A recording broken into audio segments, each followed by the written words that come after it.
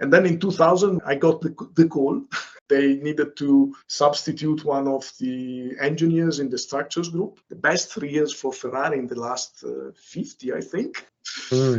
Schumacher, Ross Brawn, Rory Byrne, many championships, both from the driver's point of view and the constructor. There is one story behind this. When I was at Ferrari, at that time, testing was more or less free. You could do whatever you wanted. And Ferrari had the track there in Fiorano, which is 1.5 kilometers, something like that. It's not so long, but it's something. Yeah. Anyway, that January, Luca Badoer went to Barcelona, the old track. So with no chicane before the corner after the straight. Yeah. And suddenly, he just lost the rear left wheel. He ran the risk to die because he dropped with the car upside down. And we found out that the cause was that the most loaded in tension element during the braking had a failure in the bonding between the carbon tube and the titanium end, which was connecting the upright to that one. Rory Byrne said, okay, we try to take out wherever it's possible all the bondings. And then we started to look into the development of a full carbon wishbone to connect. We were talking with some of the F1 suppliers, and they were taking their multi-body dynamics models and introducing flexible bodies into the MBD representation. So then they could virtually race the car around the track with a much better stiffness profile. And get that feedback into the structure.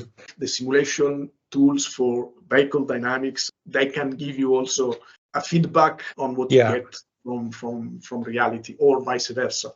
In the end, there is not big unknowns on the loads into a vehicle. Yeah, obviously that human safety factor is massively different, isn't it? Versus one professional racing driver versus 500 people flying across the Atlantic. It's a different thing altogether, isn't it? With a bird strike explicit analysis, the structure is stationary, and the projectile is coming in, and that's what you're calculating. But with the fan blade out, you don't know which blade is going to fail. You don't know where that blade is going to be when it fails, and you don't know where it's going to go when it fails. So that's an order of magnitude, or if not more, complex than bird strike. It was a disaster in the sense that the fan went through the engine casing. They got 2 years delay in the delivery of the engine. Our part resisted, so at least I was happy. An Italian technical magazine for cars, which was called Autotecnica, was looking for someone writing articles concerning the vehicles. And I started writing many articles on the industrial usage of finite element. When I started working, I was really struggling with the practice of FE. I knew everything about shape functions, Jacobians of a matrix, everything, but nobody told us exactly how to deal with RB2s or RB3. Yeah, we did some exercises, but not so many, not in a detail that when you join a company and they say, okay, you are the stress analyst using numerical methods. Here is your software and here is your task. Do it, just do it. Yeah. I was struggling with that when I started. And then I thought it's better to maybe try to fill this emptiness with something. It might be better than nothing. Yeah, I've spoken to a number of people.